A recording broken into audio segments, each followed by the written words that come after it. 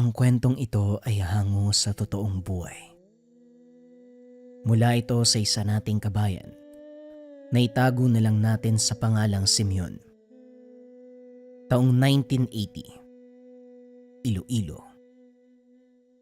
Noong dekada 80, sa pinakabundok na bahagi ng baryo San Jeronimo, may isang matandang lalaki na halos araw-araw binibisita ng mga may karamdaman. Si Lolo Simeon, isang manggagamot. Hindi nakilala mula sa siyensyang pamamaraan, kundi sa karanasan at taimtim na panalangin. Ang bahay niya ay gawa sa kahoy. May bubong na pawid. Nasa gilid ng isang malawak na punong balete. Pero ang hindi alam ng karamihan, si Lolo Simeon ay may kasama sa bahay. Hindi tao, hindi hayop, kung hindi isang duwende. Maliit ang itsura nito na halos kasing liit lang ng galon ng suka, pero sobrang ingay at mahilig sumabat. Siya si Pilo, ang gabay ni Lolo Simeon. Makulit, sulsulero, pero kahit ganon hindi siya iniwan ni Lolo Simeon kahit saan. Ang bango ng sinangag mo pero mas mabango yung tinapay ni Aling Marta. Wika ni Pilo sabay kindat. Kapag tinapay ang hanap mo, lumipat ka ng bahay. Hindi ako panadero, Pilo. Kahit araw-araw silang nagtatalo, si Pilo ang nagsisilbing mata at tenga ni Lolo Simeon. Siya ang nakakaramdam kung may kakaibang enerhiya at kung may sakit na hindi basta-basta lagnat, kung may pasyenteng galing sa ibang mundo. Isang umaga habang nililinis ni Lolo Simeon ang kanyang mga bote ng langis at ugat ng halaman, biglang may kumatok. Tapa! Lolo Simeon, may dinala po ako. Binuksan ni Lolo Simeon ang pintuan at naroon si Kaiya. Bitbit ang isang batang lalaki na wala na sa sarili. Nangihina pero walang sugat. Malabo ang mga mata pero walang lagnat. Hindi ko na alam ang gagawin. Kahapon naglalaro lang siya. Tapos nung matutulog na biglang nagsimulang manginig. Ngayon halos hindi na makausap. Tinignan ni Lolo Simeon ang bata. Inilagay ang palad sa noo nito, pero hindi naman mainit. Hinaplos ang batok at wala namang bukol, pero may napansin siyang kakaiba. May amoy ang balat ng bata, amoy malamig na abo. Kilala ko ang amoy na yan. Si Bendoy lang ang gumagamit ng ganyang usok sa panggagamot. Wika ni Pilo. Hindi maaari. Matagal nang nawala si Bendoy. Wala sa baryo, oo. Pero hindi ibig sabihin, wala na siya sa mundo. Pag-uusap ng dalawa sa isipan. Tumahimik si Lolo Simeon. Matagal nang hindi sumasagi sa isipan si Tata Bendoy, ang dati niyang kaibigan. Kasamahan sa panggagamot. Pero simula nang mapunta ito sa ibang landas, sa paggamit ng takot at usok sa pagpapagaling, nagkalayo sila. Ang huling balita niya lumipat ito sa kabilang lambak. Nagtayo ng sariling kubo. Nagkakalat ng balita na siya ang tunay na manggagamot. Nang gabing yun, habang tulog ang bata at nagbabantay si Kaiya, lumabas si Lolo Simeon at Pilo sa may puno ng balete. Doon sila palaging nag-uusap ng mas malalim. Aminin mo, ramdam mo rin, di ba? Hindi sakit ang bumabalot sa batang yan, kundi sumpa. Tama ka. Nararamdaman ko rin ang basbas pero hindi mula sa langit. Ibig sabihin may isa pang manggagamot na humawak sa bata. Isa lang ang kilala kong gagawa ng ganito. Si Bendoy. Aba. Kung ganun maganda ka, mamayang gabi magpaparamdam na yon. At parang sinagot ng hangin si Pilo. Biglang bumigat ang simoy ng hangin. Umihip ang hanging may dalang usok. Amoy dahon na sinunog. Halong pulbos ng buto. Sa gitna ng dilim, may lumitaw na figura. Matangkad, payat at may sombrero. May hawak na baston. Ang muka ay kulubot, pero ang mata ay maliwanag. Sa tabi niya ay may nakaupong duwende. Mas malaki kay Pilo at may pulang sombrero. Simeon, ang hangin, hindi mo na kontrolado. Bindoy, hindi lahat ng amoy ay kailangan sundan. Minsan, kailangan din umiwas. Umiwas ka na noon pa, hindi ba? Ngayon nakita mo, umabot din ako sa'yo. Wika ni Sarko, ang duwendeng nasa balikat ni Tata Bentoy. Aba, nandito na naman ang pangit. Parang may bulate sa ipin. Ang mahalaga may ipin. Nagkatinginan si Lolo Simeon at Tata Bendoy. Wala pa mang salita. Ramdam na nila pareho. Kailangan na itong tapusin. Biglang nagdilim ang paligid. Ang lupa sa ilalim nila ay umangat. Ang hangin ay umikot. Isang pabilog na liwanag ang lumitaw sa gitna ng punong balete. Hinigop silang lahat. Nakapasok na sa ibang dimensyon. Lugar ng mga paniniwala. Kung anong sinasabi nagkakatotoo. Kung anong intensyon ay nagkakakulay. Pagdilat ni Lolo Simeon, iba na ang paligid. Walang lupa, walang langit. Parang alapaap na asul na gumagalaw. Dito ang dasal ay nagiging alon at ang galit ay nagiging apoy. Pakiramdam niya ay biglang nawala ang bigat ng katawan. Nasa ere siya, pero hindi nahuhulog.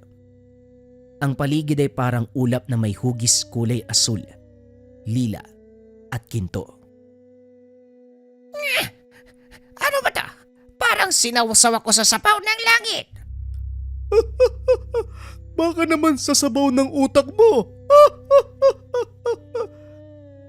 Ang bawat hakbang nila sa hangin ay lumilikha ng tunog. Hindi paa ang dumadampi kung hindi intensyon. Kung gusto mong lumakad, iisipin mo lang.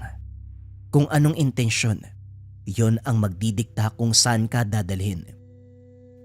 Si Lolo Simeon ay hindi nagpadala sa gulo ng kulay. Pumikit siya. Hinawakan ng mutya sa loob ng kwintas. Maliit na pulang alitaptap. Na tila buhay. Ang liwanag nito ay lalong lumakas. Lumutang mula sa dibdib. Nagbigay ng daan sa harapan. Dito tayo magkakaharap, Bendoy. Lumutang din si Tata Bendoy. Tinatapakan ang usok na parang hagdan. Sa bawat kilos niya ang paligid ay tila humihigop ng liwanag. Pinapalitan ng anino. Sa kanyang likod ay si Sarko. Naglalakad na parang hari sa palasyo. Dito, hindi mo ko matatalo sa dasal lang at kung sinong mas malakas ang paniniwala ang siyang mananaig. Hindi ko layunin ang manalo. Ang layunin ko lang, pagalingin ang bata na penerwisyo mo. Kumidlat sa paligid. Lumitaw sa gitna ng espasyo ang anyo ng bata. Makikita ang imahe nito sa isa sa mga ulap. Ang parteng balat nito ay nangingitim ang kulay. Tila unti-unting inaagaw ng anino. Ay, kanya ka ba kabang Bintoy? Bata pa yan. Hindi mo dapat dinadamay sa mga kalokohan mo. Aba, mas mangmang yung naniwala sa liwaliwanag. Umikot ang dalawang duwende sa gitna. Si Pilo ay bumuga ng liwanag mula sa kanyang bibig. Habang si Sarko, nagbuga ng itim na usok. Nagsimula nang lumakas ang ihip ng hangin. Ang dimensyon ay tila naging arena. Sa bawat galaw nila Lolo Simeon at Tata Bindoy, may lumalabas na hugis sa paligid. Kamay ng panalangin at mata ng panunumpa. Si Lolo Simeon, humawak sa kanyang mutya. bumigkas ng tahimik na panalangin. Nagbibigay galing na liwanag, daluyan ng lakas. Iligtas mo ang batang ito sa kampo ng kasamaan. Mula sa kanyang palad, lumabas ang sinag ng pulang alitaptap. Lumipad papunta sa ulap ng bata. Sa pagdikit nito, nagliwanag ang ulap. Umikot ng mabilis pero hindi pa rin napasag. Biglang sumigaw si Tata Bendoy. Ipinikit niya ang mga mata at mula sa kanyang hininga, lumabas ang napakalaking figura. Meron itong pakpak. Binangga nito ang ulap. Nayanig ang buong dimensyon. Ang liwanag ng alitaptap ay naitulak, ngunit hindi nawala. Lumulutang pa rin at lumalaban. Hindi mo ko maiintindihan, Simeon. Kaya kong pagalingin ang buong mundo kung matututo silang matakot sa akin. Hindi mo sila pinapagaling, Bendoy. Kinokontrol mo sila. Umikot ang paligid. Ang mga dasal ay nag-anyong ibon. Ang mga sigaw ay naging patalim. Sa gitna ng kaguluhan lumipad si Pilo at sumigaw habang dala ang isang maliit na sanga ng sampagita. Aba hito, tanggapin mo, Sarko! Wika ni Pilo. Sabay saksak ng bulaklak sa dibdib ni Sarko. Nangisay ang isa pang duwende. Ano tong ginawa mo? Ang halimuyak ng kabutihan. Hindi magugustuhan ng kagaya mo. Mabaho ka na. Masama pa ang ugali. Nagkatinginan si Lolo Simeon at Tata Bendoy. Pareho silang hingal. Parehong pinagpapawisan kahit walang init sa paligid. Bendoy, bago mo ko saktan, tanungin mo muna ang sarili mo kung bakit pa ako nandito. Sige, magsalita ka. Bakit nga ba? Dahil pinili kong manatiling manggagamot, hindi mandirigma. Muling sumiklab ang liwanag mula sa mutya ni Lolo Simeon. Sa pagkakataong ito, hindi ito umatake. Binalot nito ang anyo ng bata. Unti-unti ang kulay ng balat ng bata ay bumalik sa normal. Ang mga mata nito ay kumukurap na. Ayan na! Gumagalaw na siya! Hindi umimik si Bendoy. Tila natulala sa nakita. Dahan-dahang bumagsak ang kanyang baston sa kawalan at ang malaking anino na merong pakpak nagsimulang malusaw sa hangin. Habang si Sarko ay tahimik na lang, biglang naupo. Ang dimensyon ay unti-unting bumagal at ang kulay ay naging puti at asul. Isang malambot na tunog ang pumalibot, tila awit ng hangin na umaawit ng tama na. Dumapo ang mutya pabalik sa palad ni Lolo Simeon. Ngumiti si Pilo, humawak sa balikat ng matanda. Ayos ka rin talaga, no? Hindi ka pumatol, pero ikaw ang huling nakatayo. Nanatiling nakaupo si Bendoy sa malayo. Hindi nagalit, pero hindi rin masaya na parang isang matandang nagsimula sa mahabang bangungot. Ang buong akala ko, galit ang lunas sa takot. Hindi galit ang lunas, Bendoy, kundi paninindigan, pag-intindi at pagmamahal. Dahan-dahang bumukas ang langit sa itaas. Isang sinag ng liwanag ang bumaba. Hinihila sila pabalik sa kanilang mundo. Bago pa man tuluyang makabalik sa mundo ng tao, tila huminto ang oras sa gitna ng dimensyon. Umikot sa paligid ng liwanag, parang may iniimbita na magbalik tanaw. Napatigil si Lolo Simeon. Tumingin siya sa lupa sa ilalim ng paa at doon nagsimulang magbukas ang isang alaala. Ilang dekada ang lumipas. Sila ni Bendoy noon ay magkaibigan pa. Magkasanib sa panggagamot. Nung mga panong iyon hindi pa sila ginagabayan ng mga duwende. Bata pa si Simeon at si Bindoy ay kaedad niya. Nagsasama sila tuwing may tinatawag sa baryo. Nagsasalo ng baon, nagpapalitan ng halamang gamot. Isang araw, may pasyente silang tinulungan. Isang batang babae na tinamaan ng kakaibang sakit.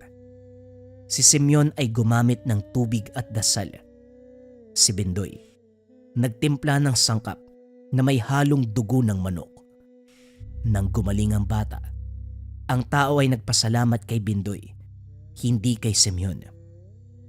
Doon nagsimulang magbago si Bindoy habang si Simeon nanatili sa liwanag ng dasal at natural na lunas.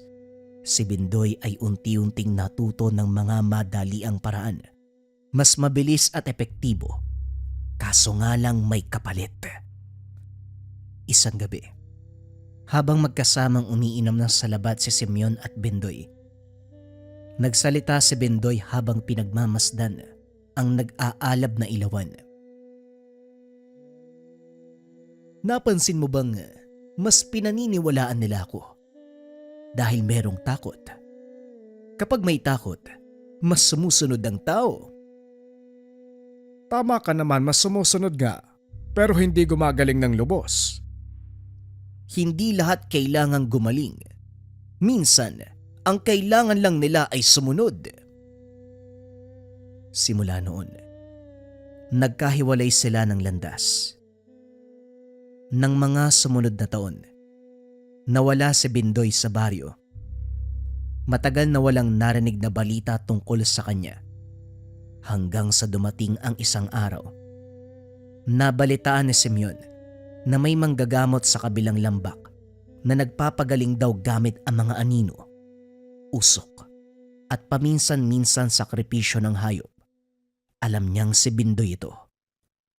Sa unang pagkakataon na nagpakita si Pilo kay Simeon, nasa ilalim ito ng punong balete. Malaki ang bunganga pero may busilak na kalooban. Si Pilo ang unang nagturo sa kanya kung paanong gagamitin ang mutya ng alitaptap na kulay pula. Hindi lang para sa kapangyarihan, kundi para sa pagpapagaling. Ang mutya ay hindi agimat para sa kulo. Para ito sa pagilom nang hindi kayang gamutin ng kamay. Paanong hindi kayang gamutin ng kamay? Kapag ang sugat ay mula sa itim na mahika, trabaho mong pagalingin sila. Bigyan ng pag-asa. Nabalik si Lolo Simeon sa kasalukuyan. Naroon pa rin sila sa dimensyon. Pero patak na lang ng oras ang natitira. Sa likod niya ay tahimik si Bindoy, napapaisip sa mga kaganapan. Bindoy, naaalala mo ba? Isang gabi, umuulan yun eh. Tumulong tayong maghilot ng isang buntis sa kabilang bundok. Dalawa tayong nagbantay. Hawak mo yung lampara, tapos ako yung humihilot. Naaalala ko, kaibigan. Pinatay ko yung ilaw noon dahil gusto ko na akong tignan ng ina kapag dumilat siya. Pero hindi siya tumingin sa atin. Tumingin siya sa anak niya. Tahimik ang paligid. Si Pelo at Sarko ay hindi kumikibo. Sa unang pagkakataon, si Sarko ay hindi nagsalita. Nakayuko lang siya habang kumakamot sa lupa ng dimensyon. Hindi ko lang sinabi sa'yo, Bindoy. Pero nung una mo kong nakita may galit sa loob mo. Ako ang umaalingaw-ngaw na galit na yun. Ibig sabihin, ako pa rin. Hindi ko yun ginawa. Ikaw ang pumili. Sinang-ayunan ko lang ang pagpapasya mo. Lalong lumamig ang paligid. Ang kulay ng dimensyon ay naging mapusyaw na bughaw. At ang anyo ng bata sa bula ay tuluyan ng bumalik sa normal. Tila handa nang bumalik sa kanyang katawan. Mukhang tapos na. Tumango si Lolo Simeon. Hindi siya lumaban para manalo. Lumaban siya para maalaala at hilumin. Hindi lang ang bata, kundi ang sugat ng kanilang pagkakaibigan. Ang dimensyon ay nagsimulang mabasag sa liwanag. Pira-piraso ang kulay na tila basag na salamin. Unti-unting hinihigop ang lahat pabalik sa kanilang mundo. Sa pagbagsak ng sinag mula sa dimensyon, tila muling isinilang ang mga katawan nila Lolo Simeon, Pilo, Tata Bindoy at Sarko. Pagdilat ng mata, bumalik sila sa paanan ng punong balete. Parehong lugar ngunit iba ang ihip ng hangin. Ang puno ng balete ay tila yumuko. Ang mga ilaw mula sa alitaptap ay umiikot sa paligid ni Lolo Simeon. Tahimik na ang gabi. Ayan na, nakabalik na tayo, tapos na hindi ba? Ano pang inaantay mo dyan? Ayos ka rin, Pilo ah. Ayaw mong magpaawat.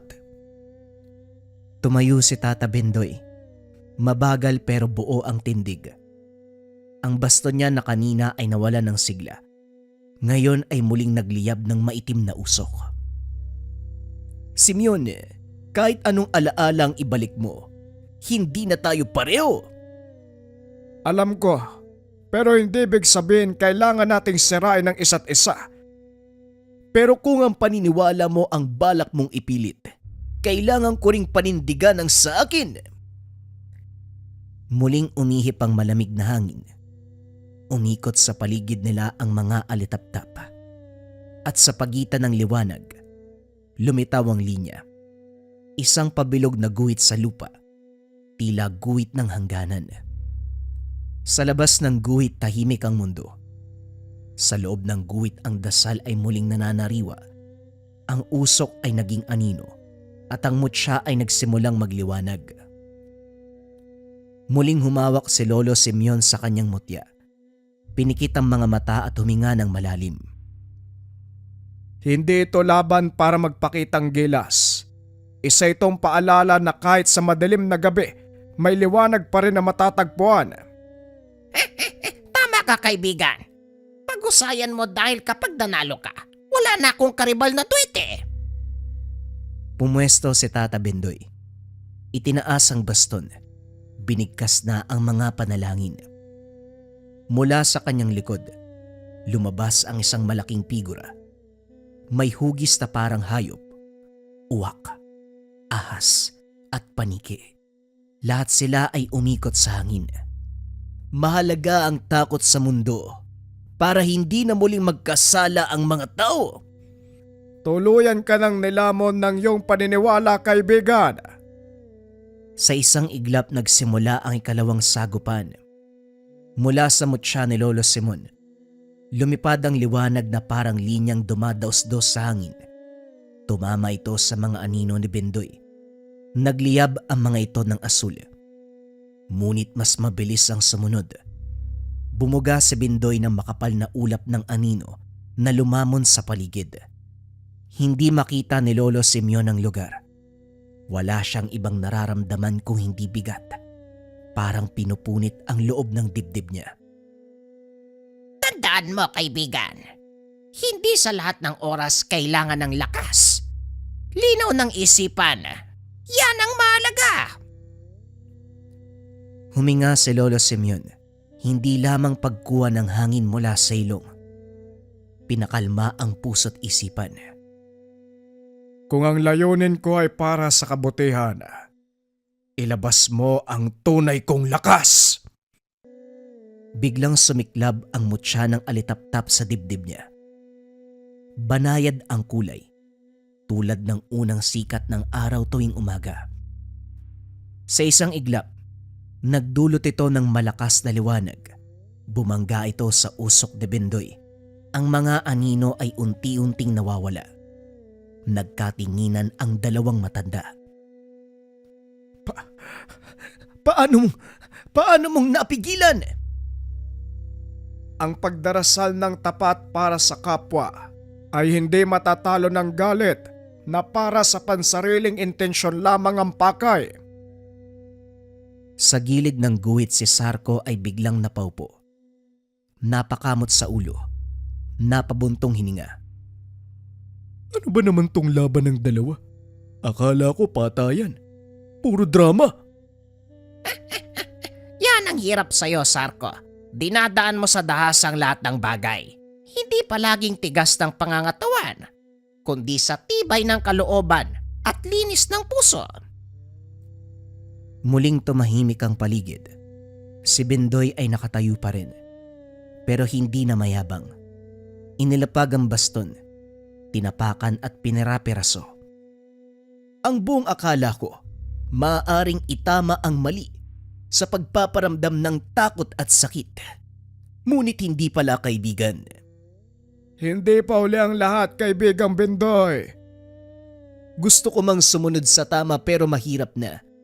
Kapag nasanay kang mabuhay sa galit, yun na lang ang natitira sa'yo. Wala namang madali kahit sa anong aspeto. Walang madali sa paghilom, kaibigan. Lumapit si Pilo. Inabot ang bulaklak kay Sarko.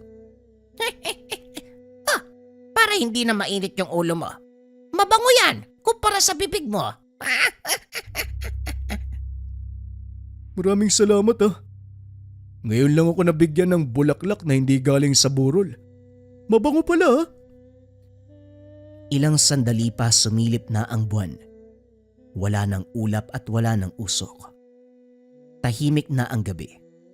Malamig, payapa, may dalang panibagong pag-asa.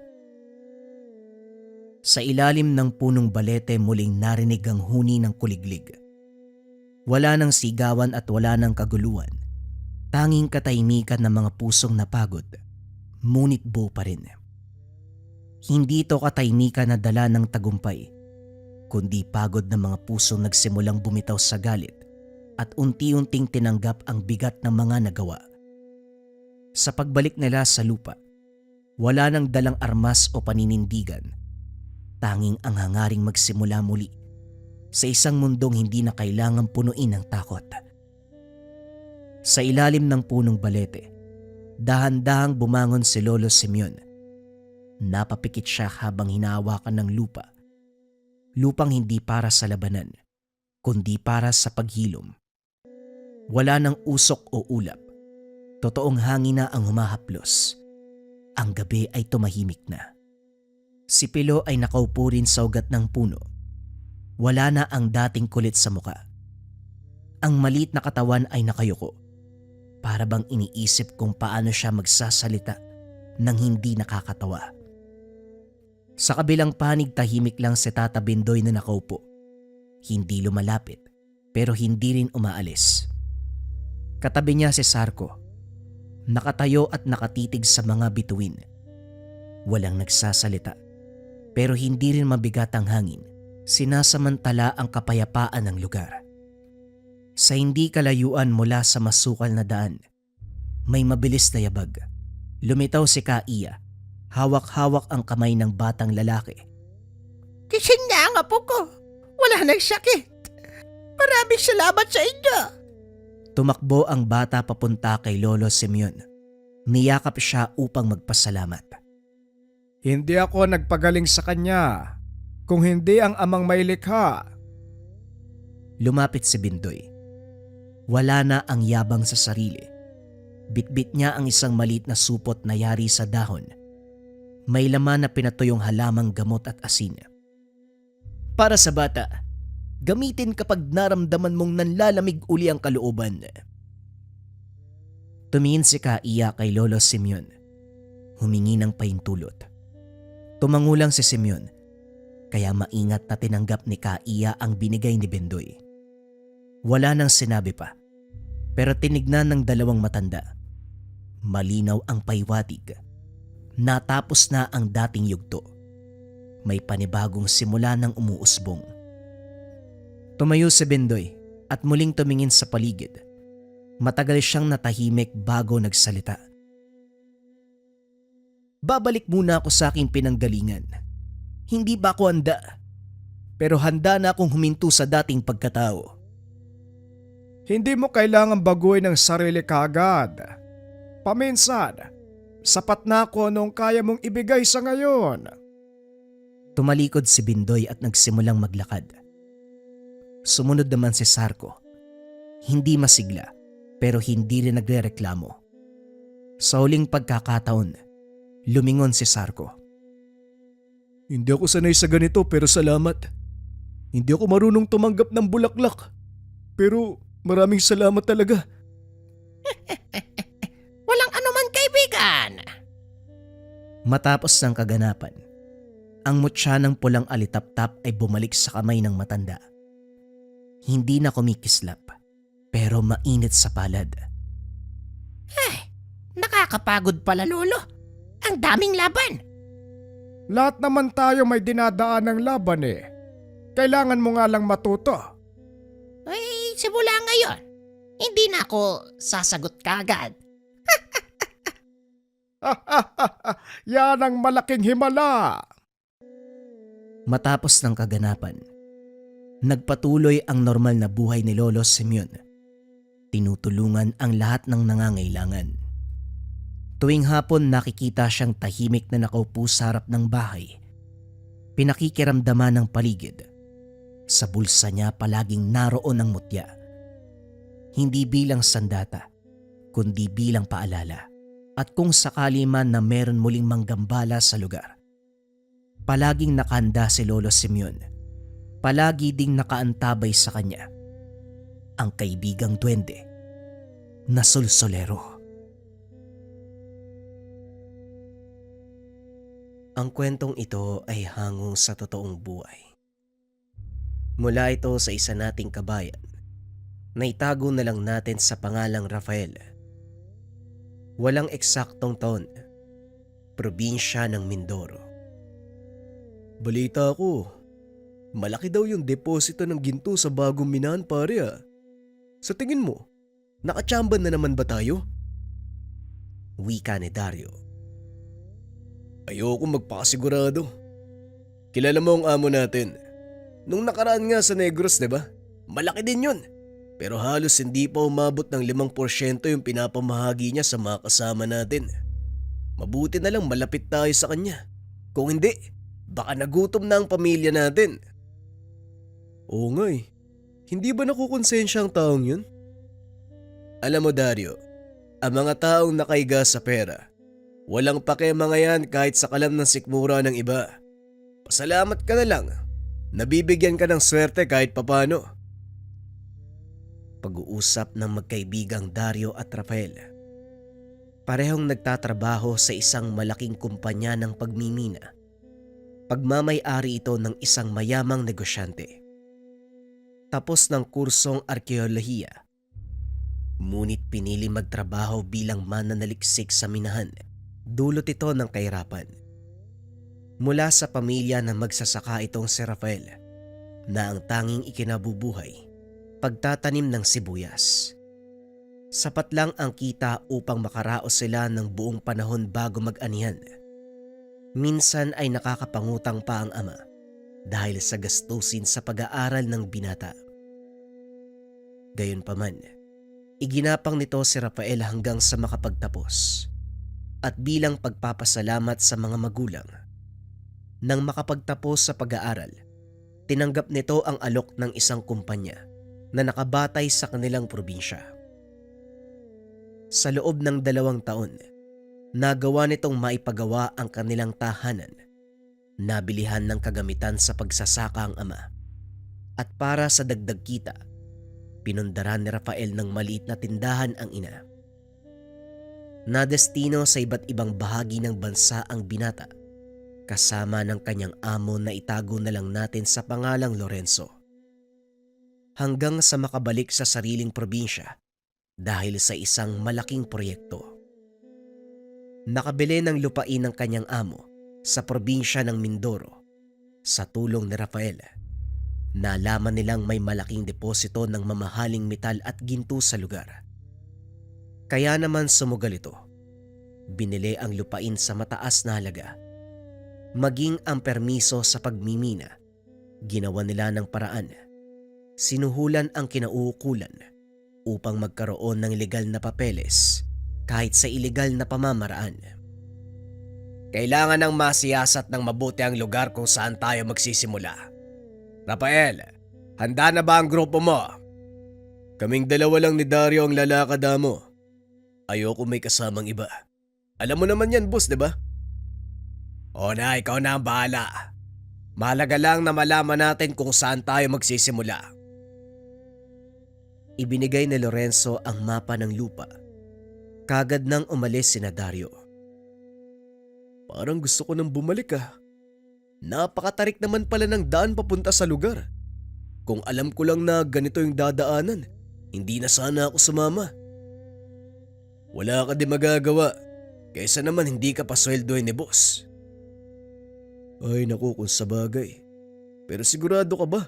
May deposito ng ginto doon sa itaas? Tama ka Dario, at hindi lang sa itaas, kung hindi sa buong lupain. Halika na, hanapin natin ang kuwebang ito. Posibleng may pasukan para makapunta sa aktual na deposito.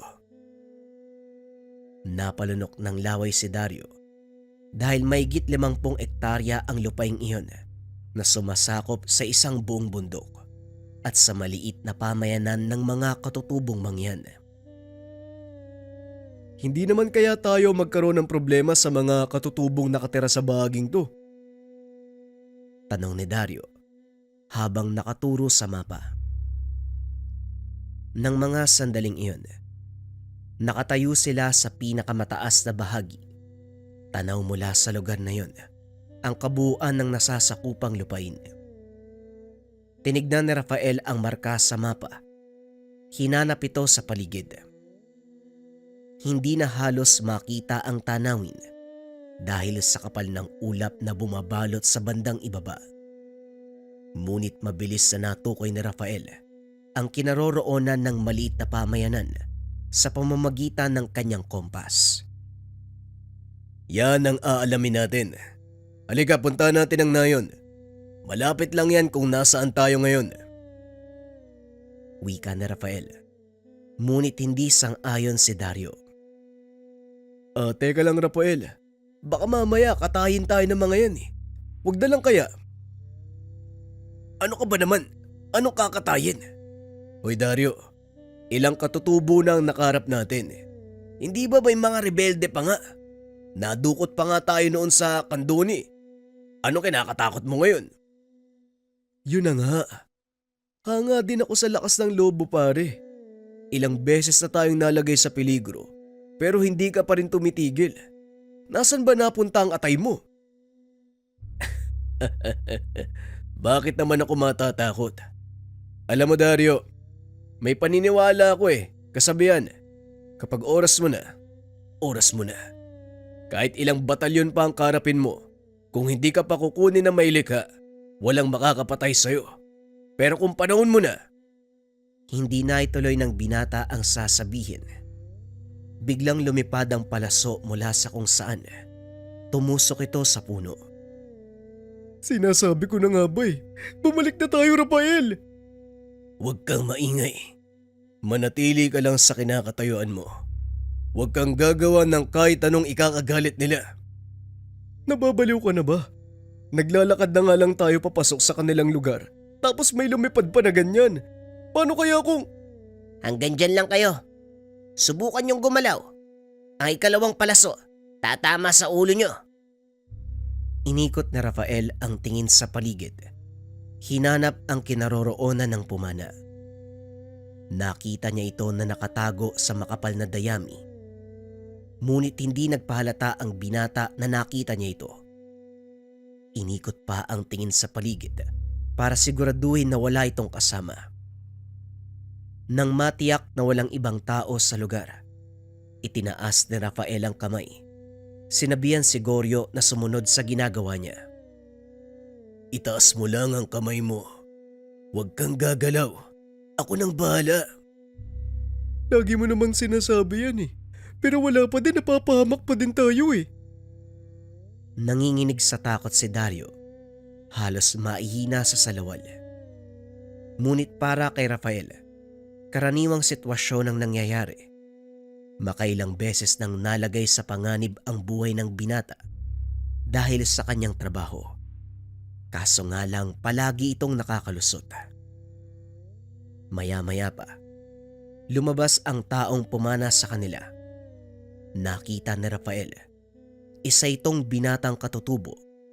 Matipuno ang katawan na ang tanging suot ay pantalon. Wala itong damit pang itaas, kaya nakikita ng binata ang mga pilat sa katawan nito. Nagpapatunay na hindi basta-basta ang binatang iyon. Anong ginagawa niyo sa lugar na to? Mga rebelde ba kayo? Nasaan na mga kasama niyo? Hindi kami mga... Hindi ikaw ang tinatanong ko. Tumahimik ka lang dyan. Mga maangaso siguro kayo. Nasaan na mga baril niyo? Wala kaming baril at hindi... Alam mo kanina ka pa. Kapag hindi ko sinabing sumagot ka, huwag kang magsasalita. Kung ayaw mong gilitan kita ng liig. Tumangulang si Rafael bilang tugon. Kinapaan sila ng binata at nang mapagtanto na walang dalang sandata ang dalawa, ibinaba nito ang sandata. Anong kailangan nyo? Bakit kayo nandito? Sagot! Ay salamat. Isa akong sentipiko. Nandito kami para suriin ang paligid. Ano ang kailangan nyo sariin? Tinitignan namin kung may makikita ba kaming bakas ng kasaysayan dito. Mula kami sa isang malaking kumpanya na nagmimina. Kailangan kong malaman kung may mga tipak ng kasaysayan ng ating bansa bago namin ituloy ang operasyon. Mga minero. Kayo siguro yung sinasabi ng mga tao sa patag. Pagmamay-ari namin ang kabundukan. Dito namulat ang aming tribo. Kaya umalis na kayo dahil wala kayo mapapala. Magagalit lang sa inyo yung mga espiritong naninirahan sa kuwebang yan. Napatingin si Rafael sa itinuro ng binatang katutubo. Nakita nito ang kuweba sa mapa. Ibig sabihin, talagang may naninirahan sa lugar na yan. Pwede bang ipaliwanag mo sa akin ang kasaysayan ng bundok na ito? Sinakyan ng binata ang sinasabi ng katutubo para makuha ang loob nito. Nakagad namang pumayag.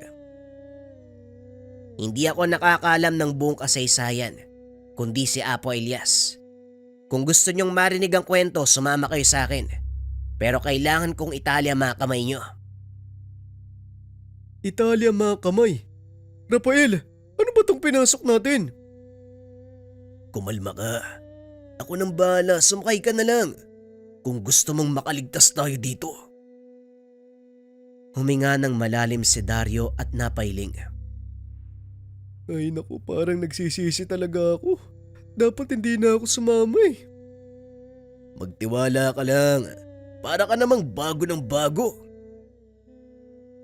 Habang nag-uusap ang dalawa, itinatali naman ng binata ang kamay ng mga ito gamit ang baging ng nito. Matapos ay hinila ang dalawa papunta sa direksyon ng nayon. Ilang minuto lang ang nakalipas. Narating nila ang maliit na pamayanan. May mga kabataang naglalaro at ilang nakakatandang nag-uumpukan. Nag-uusap sila. Habang ang kababaihan naglilinis ng palay na binabayo at ang mga kalalakian nagkakatay ng kanilang mga nahuling hayop. Mamar, sino yung mga kasama mo? Wika ng isa sa mga katutubo. Mga sentipiko daw sila. Pinadala ng isang kumpanya na nagmimina. Ano naman ang kailangan ng mga taong yan? Alam mo na yon, pero gusto daw nilang makausap si Apo Elias. Nagpapahinga ang apo. Hindi siya maaaring istorbohin. Sabihan mo mga kasama mo mag-intay. At pwede bang kalagan mo sila? Baka isipin ng mga yan nakakatayin natin sila dito. Masama na nga ang trato sa atin ng patag. Huwag mo nang palalain. Sinisiguro ko lang na wala silang gagawin sa akin habang papunta kami dito. Hindi ko sila kilala. Mamaya bigla na lang akong hampasin eh. Sige na, kalagan mo na ang mga yan. Dalin mo dun sa kubong yun oh. Bigyan ng makakain at maiinom. Opo Manong Rene, pasensya na ho kayo. Dinala ni Nomar ang dalawa sa kubong itinuro ng isang katutubo. Hinainan ng makakain. O diba? Hindi naman sila ganong kasama eh. Mukhang masarap ang kamuting kahoy na to ah. Wika ni Rafael. Sabay dampot ng isang perasong kamote. Nang makagat ito, nagkunwaring nalaso ng binata para asarin si Dario. Rafael, tinamaan ng lintik. Sinasabi ko na nga ba gumising ka. Napaka-nervyoso mo talaga. Biro lang. Kumain ka na. Walang laso ng kamote, ang sarap-sarap nga eh.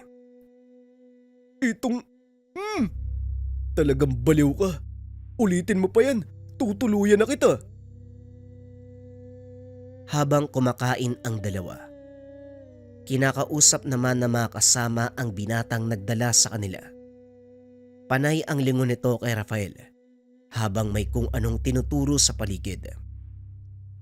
Maya-maya ay lumapit sa kanila si Nomar. Nomar ang pangalan mo, hindi ba? Pwede bang malaman kung ano ang pinag-uusapan nyo? Wala naman. Ipinapaliwanag ko lang sa kanila kung saan ko kayo nakita. Halika na. Mukhang gising na si Apo Elias. Lumabas ng kubo ang mga ito. Nagpunta sa isang katabing dampa. Doon ay nakita nila ang isang matandang katutubo na halos sumasayad na sa lupa ang balbas at puting buhok. Anong kailangan ng mga tagapatag sa aming kabundukan? Naparito po kami para siyasatin ang paligid. Kung meron kaming tatamaang mga pamayanan at mga lugar na maaaring magtala ng kasaysayan ng bansa. Kasaysayan ng bansa? Ang dinig ko kay Nomar, nagtatrabaho kayo sa isang malaking kumpanya ng minahan. Hindi kaya dahil sa ginto kung bakit kayo nandito? Yun po ang trabaho namin. Pero bago kami maghukay, sinisiguro muna ng aming amo na wala kaming matatama ang mga tao o lugar na mahalaga sa kanilang kultura. Ang buong kabundukang ito, aming tahanan, at sa paligid, may mga makasaysayang lugar, gaya ng libingan ng aming mga ninuno at kuweba kung saan naglalagi ang bantay ng kagubatan, kaya hindi nyo ito maaaring galawin. Yan po ang gusto kong malaman, Tatang. Maaari po ba kaming magpunta sa kuwebang sinasabi nyo? Dumaan po kami doon kanina, pero mas inuna namin ang puntahan kayo para humingi ng permiso. Gaya nga ng sinabi nyo, kayo pa rin ang naunang naninirahan sa lugar. Pasensya na, pero hindi ko maaaring pahintulutan ng kailingan mo, binata. Kapahamakan ang hanap mo. Umalis na kayo, nang sa ganun walang kaguluhang mangyari. Tugon ng matanda. Nanlumo si Rafael sa sinabi nito. Kahit gaano pa kalakas ang pagdanais niyang puntahan ang sinasabing kuweba, wala siyang magagawa dahil sa mga oras na yon. Bantay sarado ng mga katutubong mangyan ang lugar. Walang nagawa ang dalawa kung hindi bumalik sa kapatagan at sabihin sa amo ang nangyari. Ano ba naman kayo? Nabili natin ang lupaing ito. Walang magagawa mga katutubo kung papaalisin natin sila. Sa ayaw at sa gusto ng mga yan, magsisimula ang operasyon. Magkakagulo kung itutuloy mo ang pagbimina, lalo na sa bahaging ito ng kabundukan. Protektado nila ang lugar na yan. Libingan ng mga ninuno nila ang kuwebang pasukan papunta sa aktwal na deposito. Nakasaad din sa kontrata na hindi tayo maaaring gumalaw ng anumang may kaugnayan sa kasaysayan. Pera lang ang katapat niyan, Rafael. Marami ako noon, kaya kumilos na kayo. Sa susunod na araw, sisimulan natin ang paglilinis ng daanan. Napailing na lang si Rafael.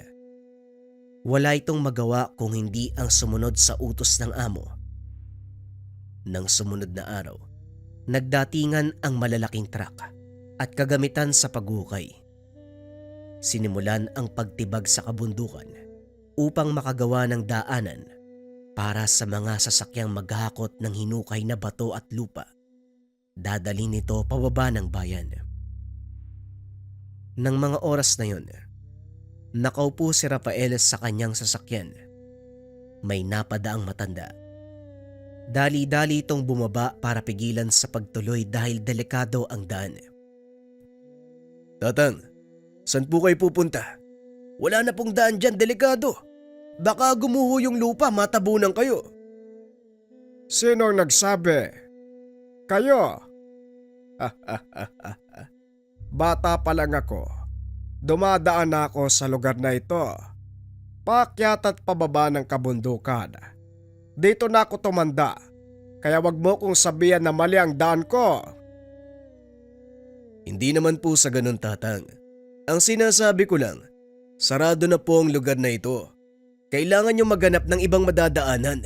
Delikado po kasi. Delikado. Hindi ba mas mapanganib ang ginagawa niyong paghukay? Nananahimik ang kabundukang ito. Ginagambala niyo ang mga nakatira.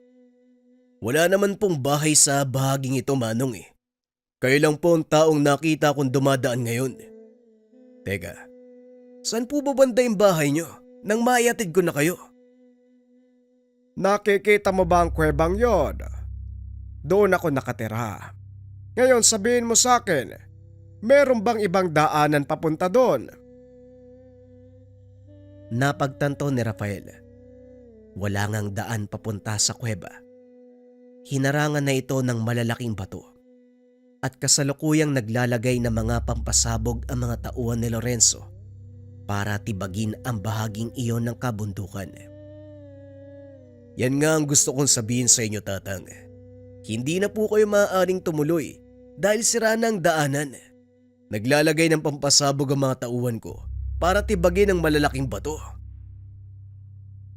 Ay nako, kapag pera nga naman, ang mga tao handang sirain ang lahat. Wika ng matanda sabay lakad palayo. Biglang tumunog ang alarma na hudyat ng pagsabog. Napatingin si Rafael sa tinitibag na kabundukan. Muling nilingon ng matanda. Ngunit wala na ito sa kanyang kinakatayuan. Naloko na. Saan kaya nagpunta yung matandang yun? Wika ni Rafael sa sarili habang iniikot ang tingin sa paligid. Hindi na nito nakita ang matanda. Akmang lalakad na sana nang biglang sumabog ang gilid ng kabundukan, dahilan para lumikha ng mahinang pagyanig at gumuho ang lupa. Tumambad sa binata ang malaking butas na tila karugtong ng kuweba sa bandang itaas. Nawala na sa isip na Rafael ang matanda. Dali-dali itong bumaba ng bayan para ibalita kay Lorenzo ang kanilang natuklasan. Magaling. Tama lang ang iniisip ko. Sabihan mo mga taong linisin na ang paligid. Gumawa ng daan papasok. Sisimulan na natin ang pagmimina. Hinanda ng mga tauhan ang kagamitan sa paghukay. Maging ang ilang ilaw ay kasama na rin. Hapon na ng mga sandaling iyon, kaya medyo madilim sa paligid. Gamit ang mga generator, pinailawan nila ang lugar. Tuloy-tuloy ang paghukay hanggang sa makagawa ang mga ito ng malawak na daanan papasok sa loob ng kuweba. Naroon si Lorenzo ng mga oras na yun. Hindi mabura ang ngiti nito sa muka nang makita ang ilang palatandaan ng ginto mula sa mga perasong natibag sa bundok. Hindi masasayang ang pagod at pera ko sa lugar na ito, Rafael. Yan ang siguradong mangyayari. Sabihan ng mga tao, magpahinga na muna. Bukas natin itutuloy ang paghukay. Siguraduhin walang makakapasok sa lugar. Mas maganda siguro, manatili kayo ni Dario dito. Nang sa ganon may magbabantay sa mga tauhan natin. Mahirap na, baka malusutan tayo. Ako na ang bahala. Kukuha lang ako ng mga kailangan sa bayan at babalik din kagad. Ipapaiwan ko na lang muna si Dario upang tignan ang mga nagtatrabaho. Tugon ni Rafael. Sumabay ito sa amo pababa ng kabundukan. Nang makarating sa kapatagan, Kinuha lang nito ang ilang kagamitan. Bumalik na rin sa minahan. Habang nasa daan, tumirik ang sinasakyan ng binata. Ano ba naman yan? Bakit ngayon ka pa talaga nagloko? Wala pa namang tao dito.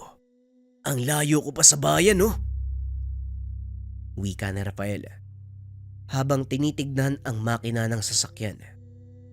Halos mapatalon sa gulat si Rafael nang biglang may nagsalita sa kanyang tabi. Oh, mukhang may sira ang sasakyan mo. Anak ng tatang naman. Bakit bigla ka nalang sumusulpot? Pasensya ka na kung nagulat kita. Napadaan ako eh. Nakita kitang huminto. Nagtaka si Rafael. Wala itong napansin na naglalakad sa gilid ng kalsada bago pa tumirik ang sasakyan. Saan po kayo nang galing, tatang? Wala naman akong nakitang tao kanina. Tumawa ang matanda. Tinapik siya sa balikat. Biglang nakaramdam ng pagbigat ng katawan ng binata hanggang sa nawalan ito ng malay. Ilang minuto nagising ang binata. Napansing nasa loob siya ng kuweba na tanging sulo ang nagsisilbing ilaw. Gising ka na pala. Pasensya ka na sa bahay ko ha. Eto, higupin mo muna ng may masbasang ka. Sasakit ang ulo mo dahil sa tigalpong binato ko sa'yo. Wika ng matanda habang inaabot ang isang tasa ng mainit na inumin. Marahang hinigop na Rafael ang laman nito. Biglang nakaramdam ng unti-unting paglakas ang katawan. Nasaan po ako, Manong? At saka paano po ako nakarating dito? Kusa kang pumunta dito bata. Hindi mo ba naaalala? Ang huling natatandaan ko, tumirik yung sasakyan ko sa gitna ng daan. Tapos dumating kayo eh. Nawalan ako ng malay. Yun lang o. Ganon nga nangyari. Kaya ka nakarating dito. Hindi ko po kayo maintindihan. Ano po bang ibig niyong sabihin? Halika, may ipapakita ko sa'yo. Naglakad ang matanda papunta sa bukana ng kuweba. Itinuro kay Rafael ang lugar kung saan sila magmimina. Nanlaki ang mga mata ng binata nang makita ang sariling katawan na nakahandusay sa lupa habang pinapaligiran ng mga tauhan. Anong ginagawa ko dito? Bakit naroon ang katawan ko? Leche, ang gulo. Maupo ka. Subukan mong huminahon para maunawaan mo ang mga sasabihin ko. Wika ng matanda. Huminga ng malalim si Rafael at naupo sa isang bato. Tumabi sa kanya ang matanda. Laking gulat ng binata dahil biglang lumitaw sa kamay nito ang isang tungkod na gawa sa kahoy. May 5 nagliliwanag na bato na nakabaon sa pinakatuktok ng tungkod. Sa isip-isip ng binata, isa itong panaginip. Kaya naman pilit niyang kinukurot ang sarili upang magising sa panaginip na iyon. Itigil mo yung ginagawa mo. Ang sabi ko huminahon ka. Hayaan mong ipaliwanag ko sa iyo ang lahat. Ang lugar na ito ay sagrado. Sanktuaryo ng mga kaluluwang namayapa. At ako si Kong, ang tagapangalaga ng buong kabundukan. Kalokohan ba to, Manong? Gusto ko nang makabalik. Wala akong panahon para sa mga ganitong bagay. Wala ka bang panahon? O natatakot ka lang? Biglang natahimik ang binata dahil alam niyang totoo ang sinasabi ng matanda. Sinasabi ko na nga ba, takot ka lang sa mga nangyayari dahil unang beses ito para sa'yo. Pasensya na, pero kailangan kong gawin ang bagay na ito para matauhan ka sa mali niyong ginagawa. Oo, natatakot ako. Sino ang hindi matatakot na humiwalay ang kaluluwa sa katawan? Diwa mo lang ang pinalabas ko. Ang kaluluwa mo nasa katawan mo eh. Hindi ko yon maaaring manipulahin dahil ang espiritu, isang banal na elemento at hindi hawak ng tungkod na ito ang bagay na yon. Bakit mo ko dinala dito? Didiretsuhin na kita dahil sa palagay ko ikaw lang ang tanging makakaunawa sa lahat. Ang lugar na ito ay sagrado, kanlungan ng mga kaluluwang hindi matahimik dahil sa mga nagdaang karahasan ng pangaalipin at pangaapi. Sa oras na sirain niyo ang kuweba, mawawala ang selyong nakabalot sa lugar at kusang kakawala ang mga kaluluwa. May kakayahan silang sumanib sa tao at maaari maging dahilan ng mas malaking kaguluhan. Sinasabi ko na nga ba? Manong, ano bang tinitira mo dito? Seryoso ang sinasabi ko, bata. Kaya kita dinala sa lugar para balaan sa maaaring mangyari. Nasa sayo kung papakinggan mo ko o hindi. Pag-uusap ng dalawa. Tinapik ng matanda ang balikat na Rafael. Laking gulat ng binata. Nakabalik na ito sa minahan. Maging ang mga tauhan. Nagulat nang bigla itong magising. Anong nangyari sa'yo, Rafael? Sino yung umatake sa'yo sa daan? Wala ka nang malay nang makita ng mga tauhan natin eh. Hindi ko rin alam, Dario. Siguro napagod lang ako ng gusto kanina. Sige na, magpahinga na kayo. Ayos lang ako. O sige. Gumawa na ako ng tolda para sa'yo. Magpahinga ka na din ha. Bukas, maaga na naman tayong aarangkada.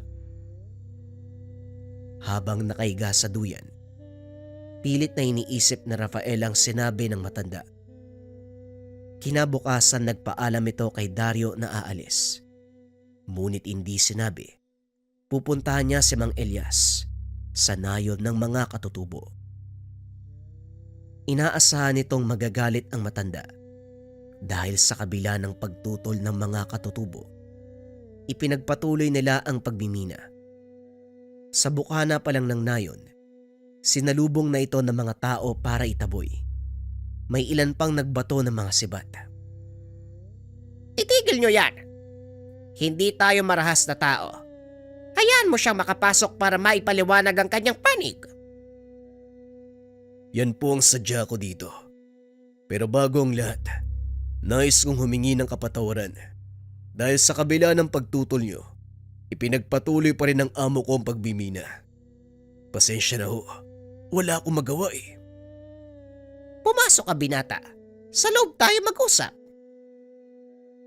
Sinasabi ko na nga ba eh, hindi ka mapagkakatiwalaan. Dapat noon palang tinuluyan na kita eh. Numar, tumigil ka. Hindi mo ba nauunawaan? Binabayaran lang ang taong ito para gawin ang kanyang trabaho.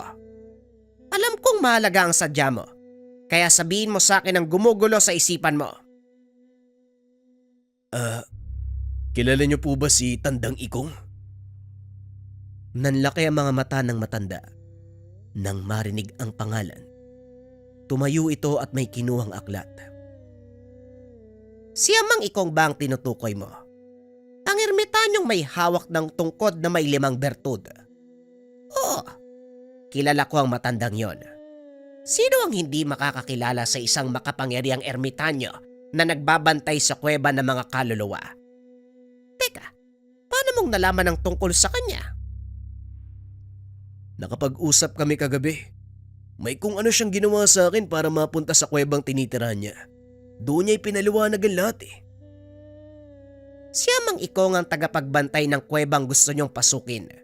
Kung nakausap mo siya, siguro naman, hindi ko na kailangang ipaliwanag ang lahat. Yun nga ang dahilan kung bakit ako nandito. Gusto ko malaman kung totoo ang mga sinasabi niya. Kaya tinawag na kuweba ng mga kaluluwa ang yungib na yon. Dahil doon nakakulong ang mga hindi matahimik na espiritong namatay.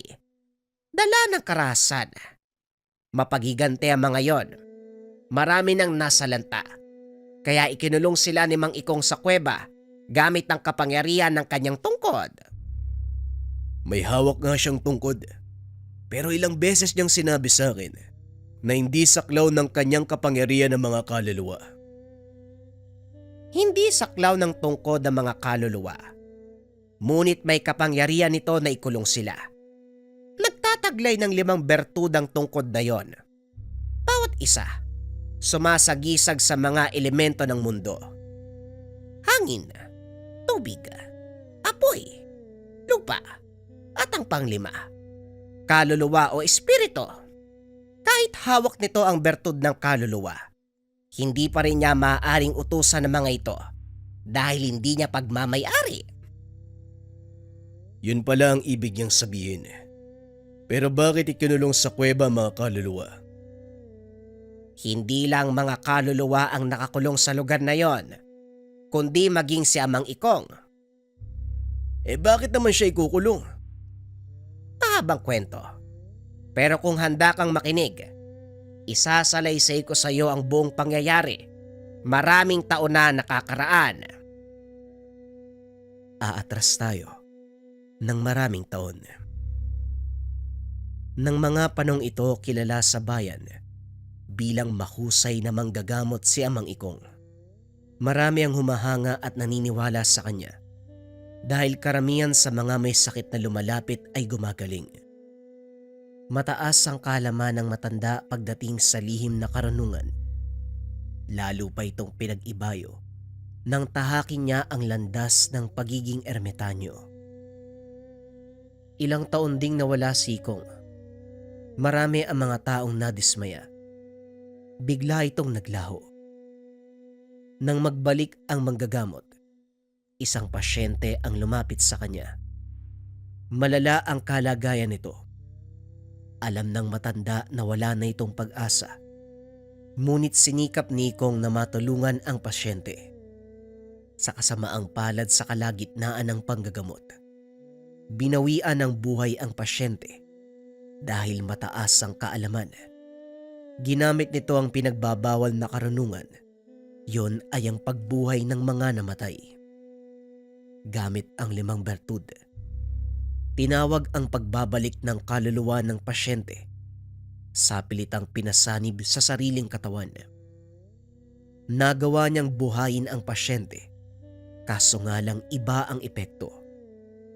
Ilang araw ang nakalipas, bumalik sa kanya ang mga kaanak kasama ang pasyente. Nagulat ang matanda. Punong-puno ng putik ang bunganga ng pasyente na itago na lang natin sa pangalang Carlos. Anong nangyari sa kanya? Bakit ganyan ang itsura ng iyong asawa? Yan ang gusto kong itanong sa inyo, Tandang Ikong. Anong ginawa mo sa asawa ko? Bakit siya kumakain ng lupa? Galit na galit ang asawa ni Carlos. Ayon dito, 1 linggo matapos ang gamutan, nagsimulang kumilos ng kakaiba ang asawa. Madalas na nakadapa sa lupa ang Ginoo. Tila naghukay. Isang araw nga, natagpuan nila na kumakain ito ng putik. Ito ang kabayaran ng muli kong pagbuhay sa kanya. Nagawa kong ikulong ang kaluluwa sa katawang lupa ng asawa mo. Ngunit sadyang tinatawag na ng kamatayan ng kanyang katawan. Binalaan ko kayo bago pa ako magsimulang manggamot na maaaring may mangyaring hindi maganda. Tumulong lang ako. Sinunod ko kung ano ang nais mong mangyari. Kaya wag mo kong sisihin. Nagtiwala ako sa iyo, Tatang Ikong. Pero nung ginawa mo, naging halimaw yung asawa ko. Hindi halimaw ang asawa mo, Melba. Kailangan mo na siyang pakawalan dahil nais na ng katawang lupa niya ang magpahinga. Hindi ako papayag.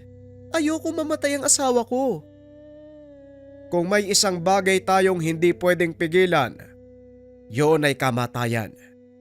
Patawad, Melba, pero wala na ako magagawa. Dahil sa kaganapan, unti-unting nawala ang kumpiyansa ng tao kay Ikong.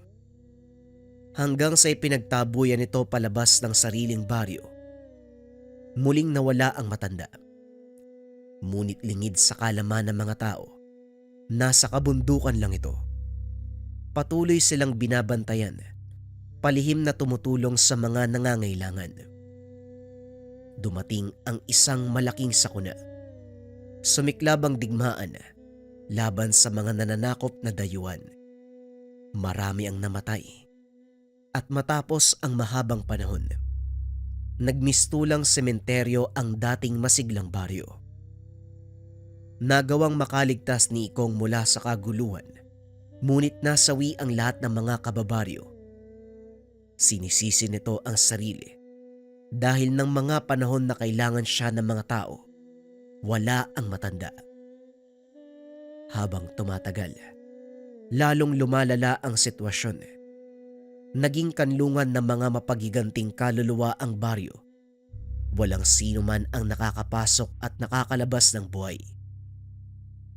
Marami ang napapahamak sa tuwing magdadaan sa baryong iyon. Kaya bilang pagtubos sa sariling kasalanan, muling ginamit ni Ikong ang kapangyarihan ng 5 bertud upang ikulong sa isang yungib ang daang-daang kaluluwa at upang masigurado ang kaligtasan ng lahat. Sinumpa ng matanda ang kanyang sarili na hindi mamamatay hanggat hindi napapatawid sa kabilang buhay ang mga nakulong na espiritu. Balik tayo sa kasalukuyan. Mapait pala ang pinagdaanan ni Amang Ikong. Hindi ko siya masisisi kung bakit gano'n na lang ang pagtutol niya sa ginagawa namin. Tama ka. Masakit ang nangyari kay Ikong. Bagay na nauunawaan naming mga katutubo. Kaya pilit naming inaalagaan ng lugar na ito bilang pagtanaw ng utang na loob sa kabayanihan ng ermitanyong yon. Pag-uusap ng dalawa. Dito na naunawaan ni Rafael ang lahat. Matapos ang pakikipag-usap kay Mang Elias, bumalik ito sa bayan upang kausapin ang amo. Ipatigil mo ang pagmimina sa kabundukan, Lorenzo. Masyadong delikado. Maaaring gumuho ang bundok at matabunan ng bayan. Nasimulan na natin, Rafael. Ngayon ka pa hihinto. Tignan mo ang bulto ng mga batong may ginto. Mamahaling bato. Tone-tonelada ang nakuha natin. Milyon ang halaga niyan. Bilyon pa ang nakaimbak sa loob. Hindi pa tayo nangangalahati. Kaya wag mo kong artiyan na parang may malasakit ka sa kalikasan. Alam kong ugali mo, Rafael. Pera lang ang dahilan kung bakit ka nandito. Mali ka, Lorenzo. Hindi lang pera ang dahilan. Kung hindi propesyon, ito ang pangarap ko. Pero hindi sa ganitong paraan ko gustong tuparin.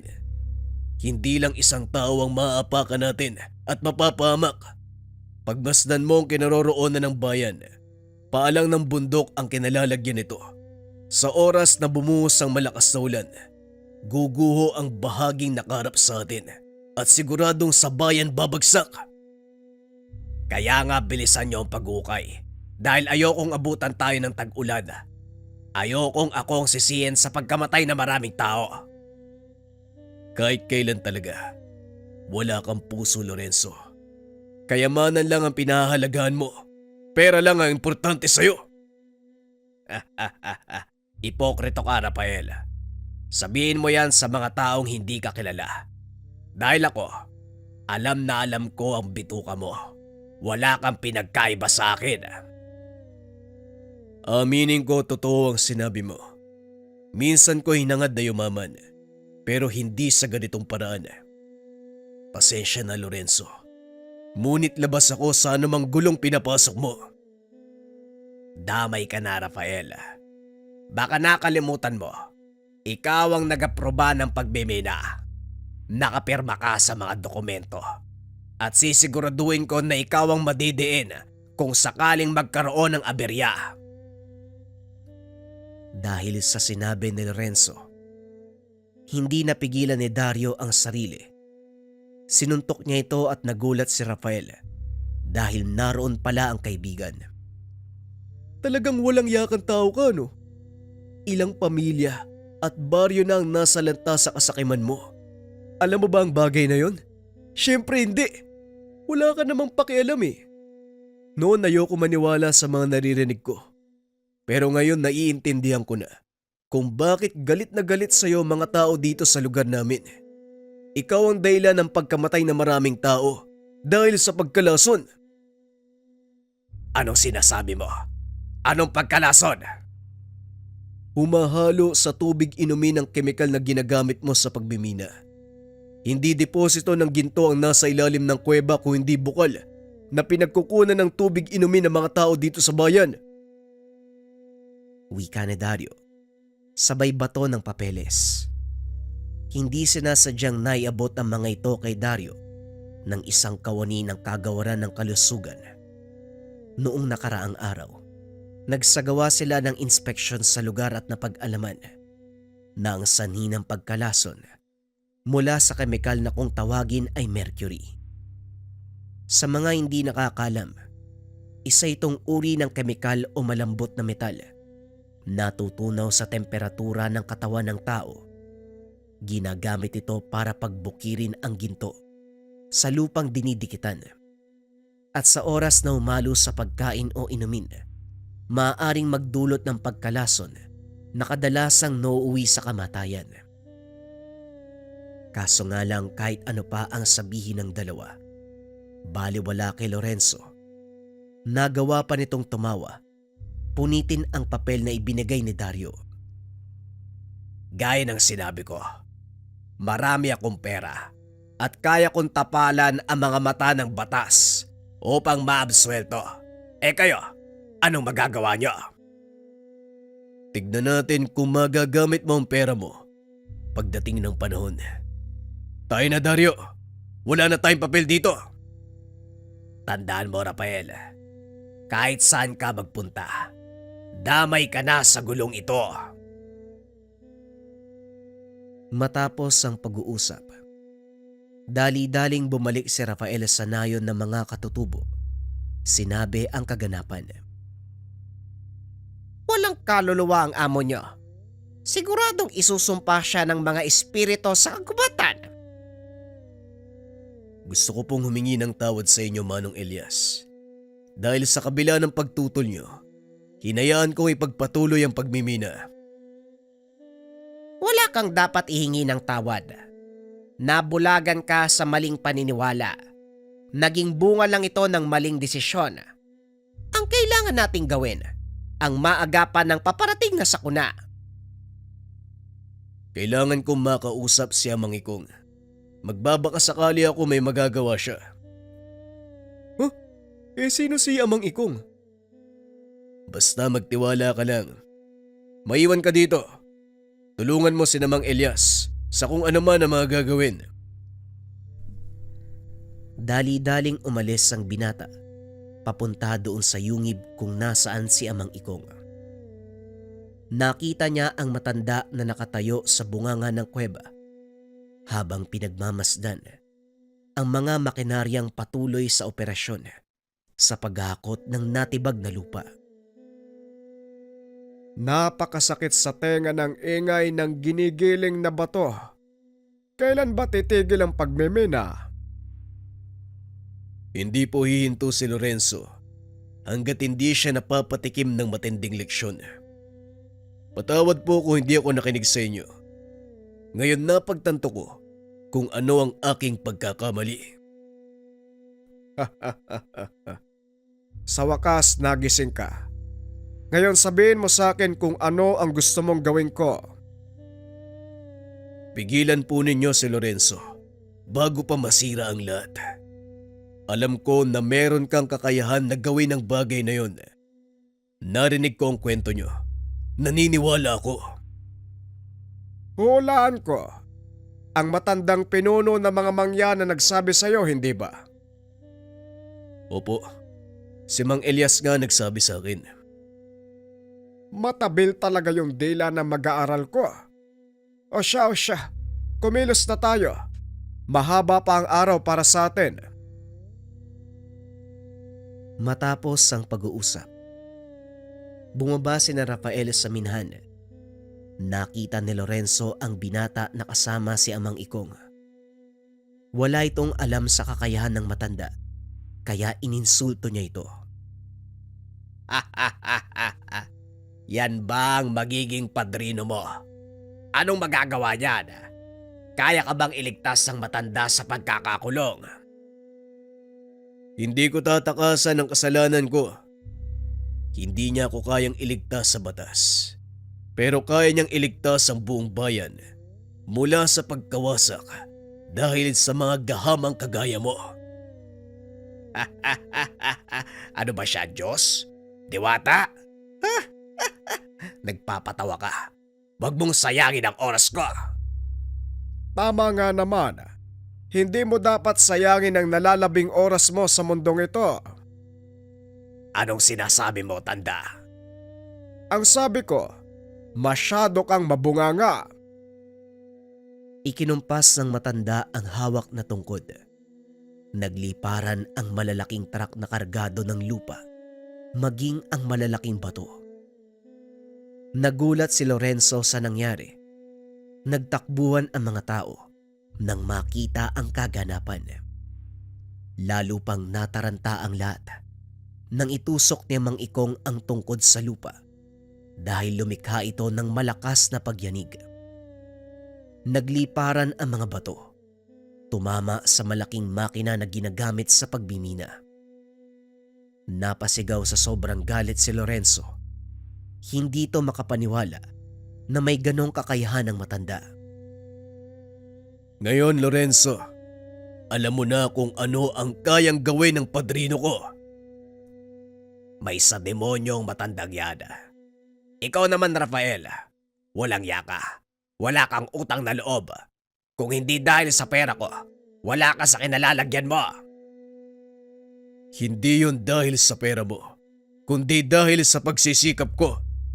Nagkamali ako ng taong sinamahan at pinagsisisihan ko ang bagay na yun. Maraming buhay ang nawala dahil sa kasakiman mo. Kung ano ang inutang, yun din ang magiging kabayaran. Nilingon ni Rafael si Amang Ikong. Nakita na itinaas ang tungkod. Biglang nilamon ng lupa si Lorenzo hanggang sa tuluyan nitong naglaho. Unti-unting humupa ang alikabok at huminahon ang paligid. Sa wakas, natapos na rin ang kaguluhan. Hindi pa tapos. Tignan mo ang kalangitan. Paparating ang malakas na ulan. Kailangan nating umalis dito kung ayaw mong matabunan. Dali-daling umalis ang dalawa sa lugar. Sakto lang na nakarating sila sa mataas na bahagi. Rumagasa ang magkahalong putik at tubig pababa ng kabundukan. Papunta sa bayan ng Baha. Huli na para ilikas sa mga tao. Huli na para ilikas sa mga tao. Pero hindi pa uli para pigilan ang daluyong na yan. Nakalimutan mo yata ang kwento sa'yo ni Elias. Itinaas ni Ikong ang kanyang tungkod. Nag-usal ng mga engkantasyon. Ilang beses niya itong inulit. Laking gulat ni Rafael dahil unti-unting lumihis ang baha papunta sa ilog. Ibang klase. Parang nanonood ako ng pelikula. Hindi lang yan ang kayang gawin ng tungkod na ito. Manood ka! Muling ikinumpas ng matanda ang tungkod. Isa-isang nagsipagtubo ang mga puno doon sa nakalbong bahagi ng gubat. Ngunit lingid sa kalaman ni Rafael na may mas malaking problema pa silang kinakarap. Habang nakaupo ang dalawa sa harap ng yungib, umalingaw-ngaw ang malakas na iyakan. Napatayo si Amang Ikong dahil alam nito kung ano ang pinanggagalingan ng mga boses. Naloko na. Mukhang nabasag ang selyo ng yungib. Anong ibig mong sabihin namang? Makakawala ang mga kaluluwa na ikinulong ko. Hindi ito maaari. Isang beses ko lang maaaring gawin ng ganong ritual. Kaya ko nasabing hindi ko saklaw ang mga espiritu dahil isang beses ko lang sila maaaring utusan. Mukhang magaganap na naman ang nangyari maraming taon na nakakaraan. Ano po maaari nating gawin? Kailangan nilang makatawid sa kabilang buhay. Ngunit hindi ko ito magagawa ng mag-isa. Kailangan ng tulong ng isang taong may sapat na tapang at kalinisan ng kalooban para hilingin sa mga kaluluwa na tumawid sa kabilang buhay. Alam ng binata na wala siyang magagawa. Dahil daladala nito sa konsensya ang mga nangyari. Napaupo na lang ito habang pinagmamasdan ang buong bayan. Rafael, anong ginagawa mo? Bakit hindi mo pa hawakan ng tungkod ni Amang Ikong? Kung meron mang may kakayahan dito para humiling ng kapayapaan, yun ay walang iba kung hindi ikaw. Tama si Elias. Lahat naman tayo ay nakakagawa ng kasalanan. Walang perpektong nilikha ang Diyos. Maging ako ay pinagbabayaran ng kasalanang nagawa ko maraming taon na nakakaraan. Wika ng matanda habang inaabot ang tungkod sa binata. Hinawakan nito ni Rafael at laking gulat niya. Nagliwanag ang ikalimang bato. Isa-isang naglabasan sa bunganga ng yungib ang mga kaluluwa. Nakatayo si Rafael sa harapan ng mga ito habang hawak ang tungkod. Alam kong maraming pagdurusa ang naranasan niyo. Wala ako sa lugar para magsalita at mas lalong wala akong karapatan na humiling ng kahit ano mula sa inyo.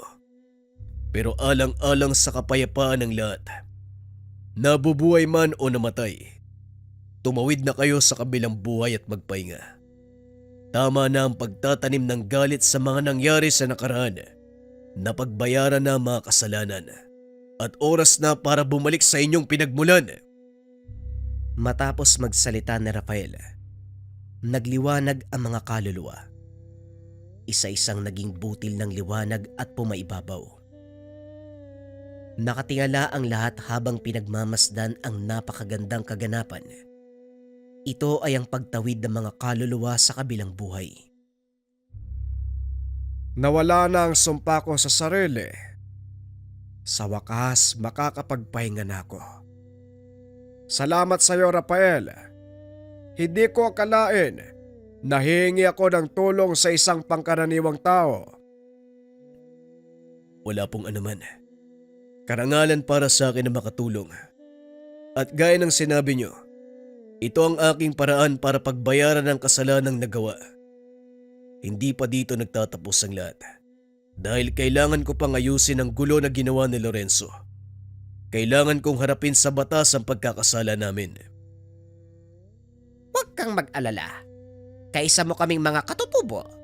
Hindi ka namin iiwan sa labang ito. Maraming salamat, Mang Elias. Pasensya na kayo. Maging ang tahimik yung buhay. Nagulo dahil sa ginawa ko. Natural magkakamali tayo. Huwag lang uulitin. Tapos na ang obligasyon ko. Oras na para umalis. Elias, iiwan ko sa iyo ang tungkod. Ingatan mo ito at huwag na huwag gagamitin sa maling gawain. Salamat sa tiwala, Amang Ikong. Hindi ko po kayo bibikuin. Unti-unting nagliwanag ang katawan ni Amang Ikong. Dahan-dahang sumama sa hangin. Sa wakas, nakapagpahinga na ang kawawang matanda. Ngayong payapa na ang kanyang kaluluwa. Halika na. Marami pa tayong kailangang ayusin. Wika namang Elias. Bago sila tuluyang umalis, itinaas ng matanda ang tungkod. Yumanig ang paligid. Natakpan ang mga hukay na gawa ng pagmimina. Unti-unting tumubo ang mga puno. Nanumbalik sa dati ang anyo ng kagubatan. Hindi makapaniwala si Rafael sa mga nasasaksiyan. Maging si Dario hindi mawari sa sarili kung nananaginip ba o totoo ang nasasaksiyan. Matapos ang kakaibang kaganapan, hinarap ni Rafael ang suliranin ng pamahalaang bayan at sa tulong ng mga katutubong mangyan na tumistigo, napawalang sala si Rafael Naibalik sa binata ang lisensya bilang arkeologo at nagpatuloy sa kanyang gawain. Ngayong wala ka na sa pagmimina, anong balak mo? Siguro po ay pagpapatuloy ko ang pagsasaliksik. Magsisimula ako sa lugar na ito. Gusto ko matuklasan ko nung meron dito eh. Hindi ako nagkaroon ng pagkakataong malaman kung ano ang nasa loob ng yungib na yan. Pero syempre, sa paintulot mo. Walang problema. Sasamahan ka din Umar. Siya ang magiging gabay niyo papasok sa yungib. Kabisado ng batang ito ang pasikot-sikot. Maraming salamat, Manong. Ikaw, Dario, anong balak mo? Siguro, sasama na lang sa'yo. Walang malaking pera dito ha. Hilig ko lang to. Sa palagay mo, hindi pa ba sapat ang mga to? Nanlaki ang mga mata ni Rafael nang ipakita ni Dario ang napakaraming diamante. Teka, saan mo nakuha yan? Naipon ko to nung sinusubukan namin yung loob ng yungib. Natuklasan ko dati palang singawan ng bulkan ng lugar eh. 1,000 taon na'y nakakaraan. Kung ganon, maaaring may matuklasan tayong kakaiba sa loob. Magdadagdag sa kasalukuyang kaalaman natin tungkol sa mundo. Yan ang gusto ko marinig. Ika nga sa kasabihan, minsan ang pangarap ay hindi nangangailangan ng malaking halaga. Nasa tao ito kung paano niya tutuparin ang mga minimithi. Ang sabi nga ng mga taong magtatagumpay, hindi dapat bilangin ang mga bagay na nawala habang naglalakbay ka. Ang mahalaga kung ano ang mapupulot mong aral habang umuusad ka sa buhay na iyong hinahangad. Dahil habang buhay mo tong pangahawakan ang iyong mga karanasan. Sa paglipas ng mga taon nagretiro si Rafael, ngunit ipinagpatuloy ang kanyang trabaho sa pamamagitan ng pagsusulat ng mga libro at artikulo ng mga sikat na magazine sa buong mundo. Hindi lubos inakala ni Rafael na magkakaroon ng ganong karanasan. Nagkaroon ng pagkakataong makilala ang mga kakaibang tao at higit sa lahat, namulat sa katotohanan na hindi kayamanan ang pinakamahalagang bagay sa mundo. Sa mga katulad ni Rafael, walang silbi ang ginto at pilak. Ang mas mahalaga sa kanila, ang kasaysayan sa likod ng pagkabuo nito. Isang patunay na hindi lahat ng tao ay nasisilaw sa kayamanan. Napagtanto ito ng binata nang minsan niyang makilala ang isang ermitanyo na nagmamay-ari ng isang tungkod na may kapangyarihan ng 5 bertud.